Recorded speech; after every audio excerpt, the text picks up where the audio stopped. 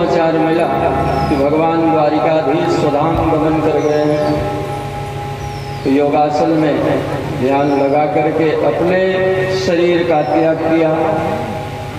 एक क्षण के लिए भी भगवान का वियोग भगवती कुंती ने नहीं सहा और चक्रवर्ती सम्राट महाराज दशरथ ने भी भगवान का वियोग एक सेकंड के लिए भी नहीं।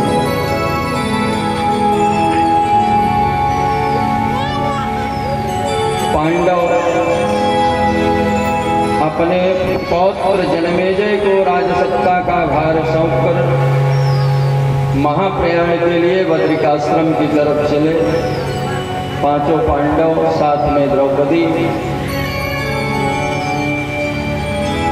और साथ में एक कुत्ता भी। एक एक करके सबसे पहले द्रौपदी ने साथ छोड़ा और उसके बाद नकुल सहदेव ने, फिर अर्जुन ने साथ छोड़ा, भीम ने भी साथ छोड़ दिया। अब अकेले युधिष्ठिर जी महाराज बद्रिकाश्रम की तरफ बढ़ रहे हैं। पीछे मुड़ करके देखा तो एक कुत्ता। युधिष्ठिर जी महाराज ने पूछा, भैया मेरी पत्नी ने सबसे पहले साथ छोड़ दिया, मेरे भाइयों ने एक एक करके साथ छोड़ दिया, आपका हमारा क्या संबंध है जो आप मेरे पीछे पीछे आ रहे हो?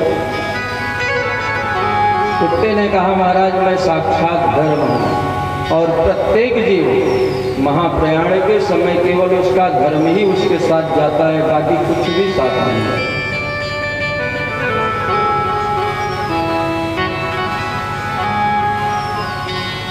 धनानि गेहे पशवस्य गोष्ठे नारी गृहद्वारि जना श्मशाने देहस्थितायां परलोकमार्गे धर्मानुगो गच्छति जीवैकः। नारी गृहद्वार, पत्नी जो सबसे प्यारी होती है, अर्धांगिनी कही जाती है। घर वाले उसको घर की देहली से बाहर नहीं आने देते कि एक तो गया कहीं ये भी कुएं तालाब में कूद करके अपनी जान न दे। नारी गृहद्वार जना श्मशाने, और जो सगे संबंधी भाई बंधु गांव देश के लोग होते हैं वो कहाँ तक साथ देते हैं? श्मशान तक। देहस्थितायाम, ये शरीर कहाँ तक साथ देता है? केवल चिता तक। देहस्थितायाम परलोक मार्गे धर्मानुगो गच्छति जीवैकः। प्रत्येक प्राणी के साथ केवल उसका धर्म ही साथ जाता है। जो कुछ भी अच्छा बुरा पाप पुण्य जीव करता है वही उसके साथ जाता है और कुछ नहीं। जनमेजय जी जब सम्राट बने तो उन्होंने एक दिन निश्चय किया कि राज्य की सीमा कहाँ तक है, जरा उसका अवलोकन किया जाए। घूमने के लिए धनुष बाण लेके निकले तो एक आश्चर्यजनक दृश्य देखते हैं। एक गाय और साथ में बछड़ा, एक राजवेशधारी पुरुष उसको डंडे से पीटता हुआ जा रहा है। जैसे ही परीक्षित जी महाराज ने देखा, अपने धनुष की प्रत्यंचा पर बाण का संधान किया और वो राजवेशधारी पुरुष आकर के चरणों में गिर पड़ा। जब चरणों में गिर पड़ा तो महाराज जी ने उसको क्षमा किया, पूछा कि आप कौन हो?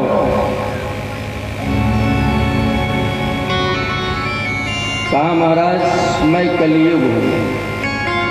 अरे तुझे पता नहीं कि ये चक्रवर्ती सम्राट महाराज परीक्षित का राज्य शासन यहाँ पर है, तू कैसे आ गया?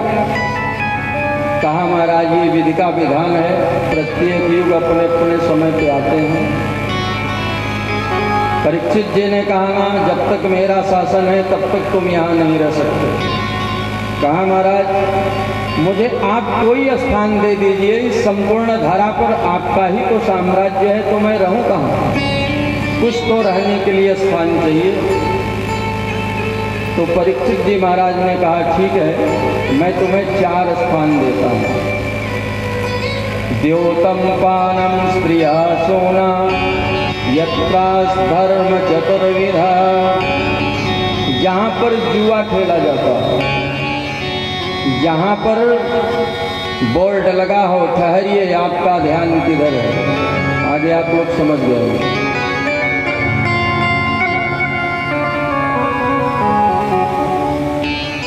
तीसरा स्थान जहाँ पर देह व्यापार होता है,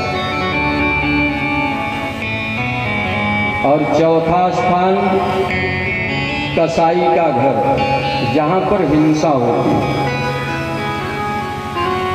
कलियुग ने कहा महाराज परिवार जरा बड़ा है और इस 4 कमरे के मकान में गुजारा नहीं हो सकता, चलो किसी तरह से गुजारा कर लेंगे, एक बड़ा सा कमरा दे देते तो गेस्ट रूम बना लेते। परीक्षित जी ने कहा कोई बात नहीं, एक 5वां स्थान तुम्हें देता हूं, सोना। सोना माने जो दोपहर तक सोते हैं उसको भी आप समझ लो कलियुग ही है। वैसे राजा परीक्षित ने जो स्थान दिया वो सोना माने गोल्ड। अब यहां पर एक बड़ी विषम परिस्थिति पैदा हो गई। श्रीमद् भगवत गीता में भगवान कृष्ण स्वयं कहते हैं विभूति अध्याय के वर्णन में, धातु नाम कांचनोस्मि हम, धातुओं में मैं सोना हूं। एक तरफ तो भगवान सोने में है, धातुओं के रूप में सोना है, और दूसरी तरफ यहाँ पर सोने में कलियुग का वास। तो संतों ने इसका समाधान दिया कि जो अपनी मेहनत की कमाई का सोना है उसमें कलियुग का वास नहीं होगा, उसमें भगवान का वास होगा। और जो घुसखोरी की कमाई का सोना है, अधर्म की कमाई का सोना है, उसमें कलियुग का वास होगा।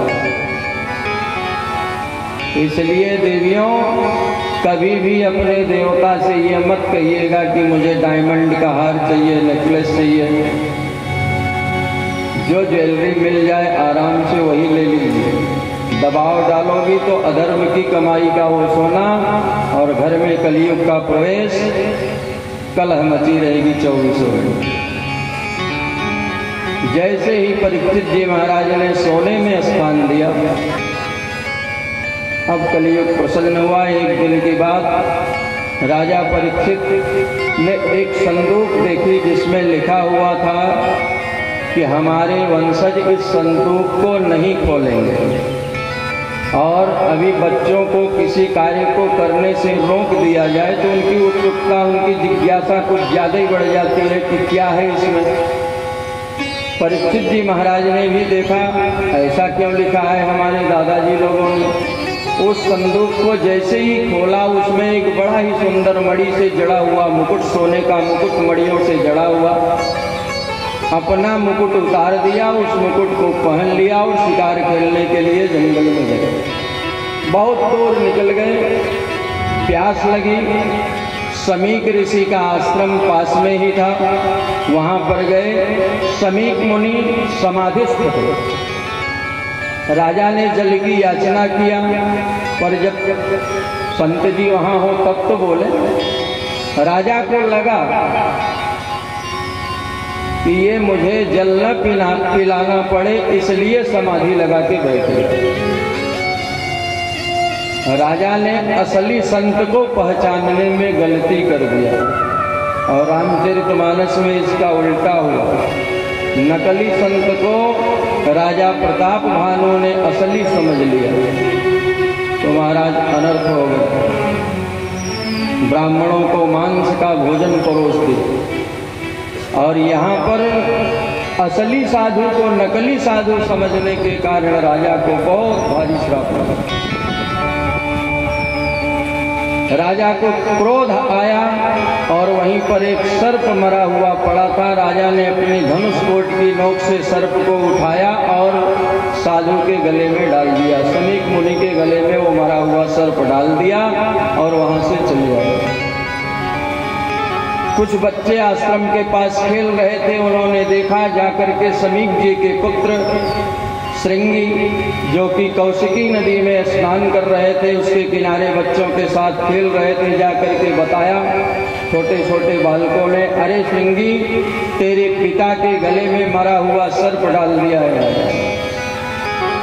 बालक बुद्धि, मेरे पिता का अपमान किया राजा ने।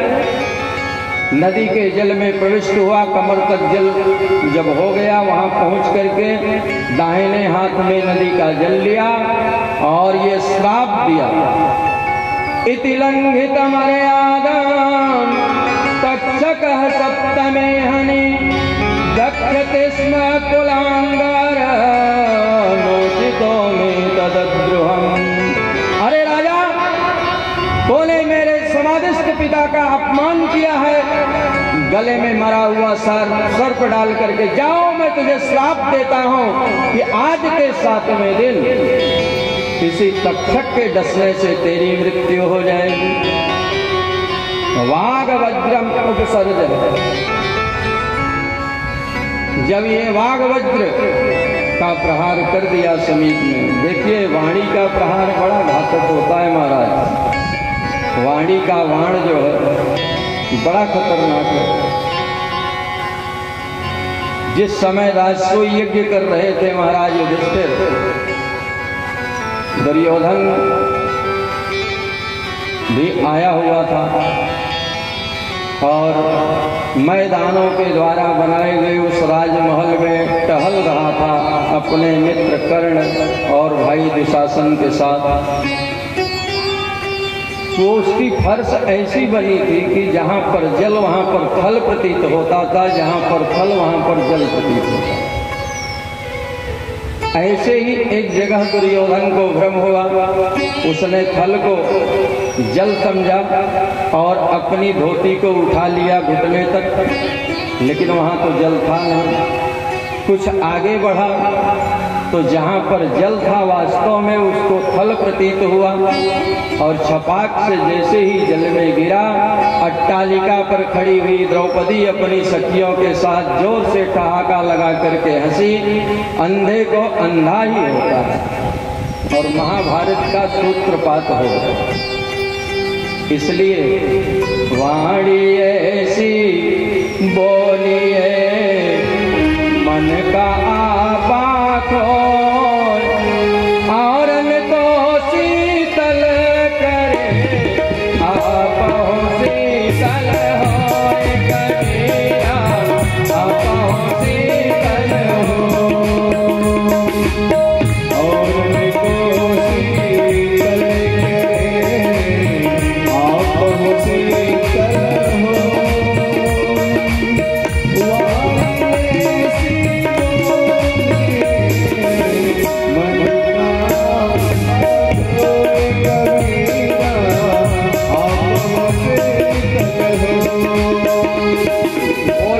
पहले तोलना चाहिए। और एक बात यहाँ पर ये हमको शिक्षा मिलती है, कभी भी जो परिपक्व न हो उसके हाथ में शक्ति नहीं होनी चाहिए। बालक बुद्धि, लेकिन ऋषि का बालक शक्ति संपन्न था और श्राप दे दिया। इधर राजा परीक्षित जब घर लौटे, उस मुकुट को उतारा, तब उनकी बुद्धि शुद्ध हुई और पश्चाताप करने लगे, अरे मैंने इतना निंदित कर्म कर दिया, इतना नीच कर्म कर दिया, एक संत के गले में मरा हुआ सर्प डाल दिया। प्रायश्चित कर ही रहे थे और उधर वो श्रृंगी रोता रोता पहुंचा अपने पिता की कुटिया के पास। मरा हुआ सर्प गले में पड़ा था, उसको निकाल के फेंका, जोर जोर से रोने लगा। समीक मुनि की समाधि भंग हुई। उन्होंने अन्य बालकों से पूछा, क्या बात है, क्यों रो रहा है? अन्य बालकों ने बताया कि महाराज जी, राजा परीक्षित ने आपके गले में मरा हुआ सर्प डाल दिया और श्रृंगी ने उसको श्राप दे दिया कि आज के 7वें दिन तक्षक के डसने से